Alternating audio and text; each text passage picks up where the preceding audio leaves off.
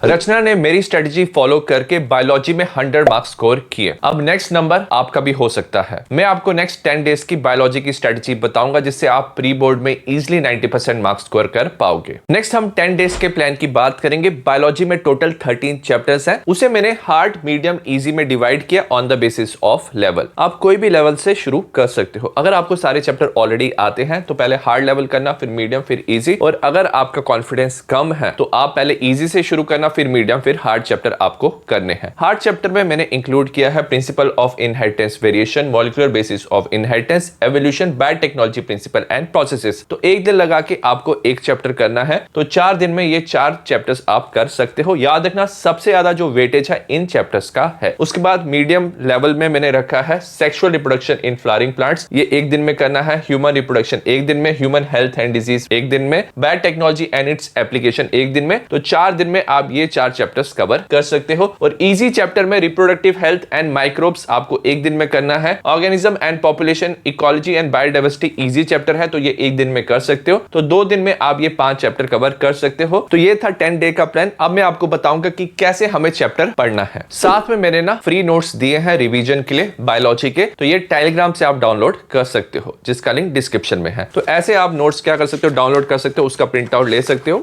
NCERT के साथ आपको नोट्स को पढ़ना है, जो भी इंपॉर्टेंट पॉइंट है साइड पे लिखना है, अंडरलाइन करना है, तो ये आपको एनसीईआरटी पढ़ने में हेल्प करेगा। नेक्स्ट हम बात करेंगे कि कैसे आपको पढ़ाई करनी है। देखो अभी काफी कम टाइम बचा है, तो आप मेरे रिवीजन वीडियो से पढ़ाई कर सकते हो। ये 30 से 35 मिनट्स के वीडियो है, जिसमें मैंने पूरा एनसीईआरटी अच्छे से कवर किया, वो भी कम टाइम में। तो आपको सारे एनसीईआरटी के इंपॉर्टेंट पॉइंट मिल जाएंगे, diagram, example, graph, experiment in videos में आपको मिल जाएंगे। तो आप क्या कर सकते हो, एनसीईआरटी के साथ ये वीडियो देख सकते हो, नहीं तो जो मेरे नोट्स है उसका प्रिंट आउट करा के ये आप वीडियो देख सकते हो। इससे आप इजीली चैप्टर ना 30 से 35 मिनट्स में कवर कर लोगे। एक बार चैप्टर पढ़ने के बाद आपको उस चैप्टर की जो डायग्राम है, इंपॉर्टेंट डायग्राम, उसकी प्रैक्टिस करनी है, क्योंकि अगर आपने अच्छी डायग्राम बनाई है तो बायोलॉजी में ज्यादा मार्क्स मिलने के चांसेस होते हैं। और 2 तरह के क्वेश्चन पूछे जाते हैं मोस्टली। एक होता है draw and label type of question, जो आपको डायग्राम को ड्रॉ करना है, जैसे sectional view of human ovary, या आपको डायग्राम को एक्सप्लेन करने वाले क्वेश्चन भी पूछे जाते हैं। कभी आपको जैसे स्पर्म दिया, आपको एक्स, वाई एंड जी आपको बताना होता है। So that's why most important diagram की डिटेल एक्सप्लेनेशन के साथ मैंने वीडियो बनाया। 40 मिनट्स का वीडियो है। हर एक चैप्टर के मैंने डायग्राम इंक्लूड किए हुए हैं, ग्राफ, चार्ट, सारी चीजें इसमें मैंने इंक्लूड किया। तो जब भी आप कोई चैप्टर पढ़ते हो उसके बाद इस वीडियो से ना डायग्राम देख लेना और उसकी प्रैक्टिस करना। और इसका जो पीडीएफ है आपको टेलीग्राम पे मिल जाएगा,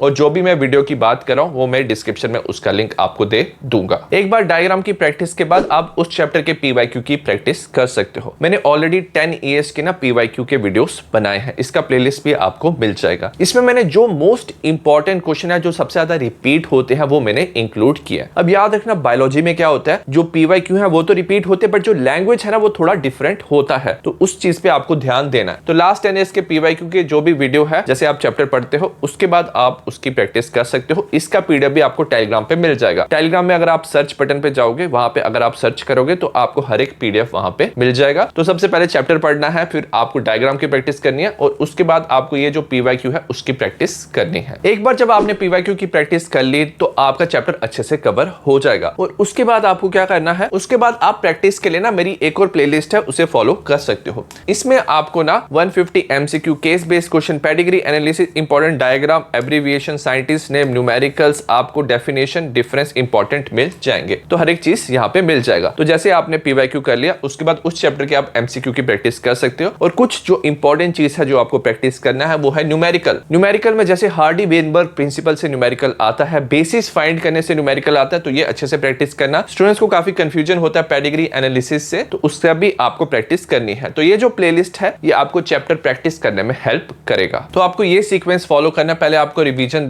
वीडियो देखना, फिर डायग्राम की प्रैक्टिस करनी है, पीवाईक्यू, फिर एमसीक्यू, पेडिग्री एनालिसिस, न्यूमेरिकल, या बाकी वीडियो से भी आप प्रैक्टिस कर सकते हो। तो अगर हम टोटल 10 डे के प्लान की बात करें, जो हार्ड चैप्टर है 4 दिन में कवर करने हैं, मीडियम चैप्टर 4 डेज में कवर करना है, इजी 2 डेज में, तो टोटल 10 डेज में आप पूरा सिलेबस अच्छे से कवर कर सकते हो। अगर आप ये 10 डेज का प्लान ऑनेस्टली फॉलो करोगे तो प्री बोर्ड के बाद आपको खुद पे प्राउड होगा, बट आपको कंसिस्टेंसी से पढ़ाई करनी है। All the best for your biology pre board.